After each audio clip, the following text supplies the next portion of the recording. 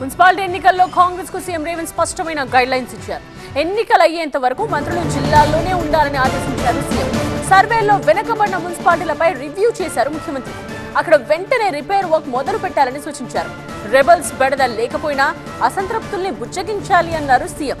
పాలనాపరమైన విషయాల్ని పథకాలు ప్రజల్లోకి తీసుకువెళ్లాలని ఆదేశించారు. జిల్లాల ఇన్ఛార్జ్ మంత్రులు ఎప్పటికప్పుడు తనకు టచ్ లో ఉండాలని ఆదేశించారు రేవంత్.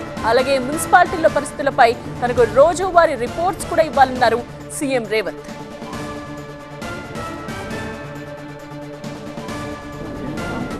ముఖ్యంగా మున్సిపాలిటీల విషయంలో ఇవాళ 3 గంటలకి విత్డ్రాయల్ టైం ముగియడము, దాదాపుగా 99% అభ్యర్థులకు బీఫామ్లు అందజేసిన ధర్మిల ముఖ్యమంత్రి గారు రానున్న మున్సిపల్ విషయంలో కొంత రివ్యూ చేసినారు.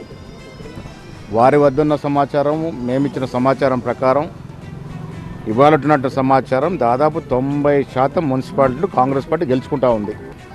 ఒక రకంగా చెప్పాలంటే రానున్న మున్సిపల్ ఎన్నికల్లో కాంగ్రెస్ పార్టీకి ఏ పార్టీతో పోటీయే లేదు. అరకొర వార్డులలో కొన్ని చోట్ల బీజేపీ, కొన్ని చోట్ల టీఆర్ఎస్ తప్ప అసలు పోటీ లేదు. ప్రధాన కారణం కాంగ్రెస్ ప్రభుత్వం ఇస్తున్నటువంటి సంక్షేమం, అభివృద్ధి దిశలో ప్రజలు సంతృప్తిగా ఉన్నారు. మెజారిటీ మున్సిపాలిటీసు మేము గెలుచుకుంటాం.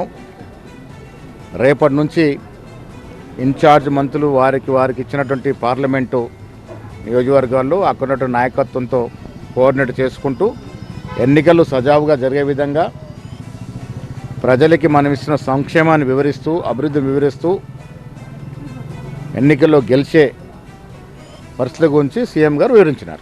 అసలు రెబల్స్ అనేవి 1-2 నియోజకవర్గాలు మినహా ఎక్కడ రెబల్స్ పెడతలేదు. ఉదాహరణ నిజామాబాద్ తీసుకుంటే దాదాపుగా 60 వార్డులు ఉంటే 59 వార్డులు రెబల్స్ విత్డ్రా అయినారు, ఒక వార్డు తప్ప. సో అదే పరిస్థితి చాలా మున్సిపాలిటీస్లో ఉంది, కార్పొరేషన్లో ఉంది. 1-2 నియోజకవర్గాలు తప్ప ఎక్కడ రెబల్స్ పెడతలేదు. అది కూడా రేపటికలో సమస్య పోతుంది.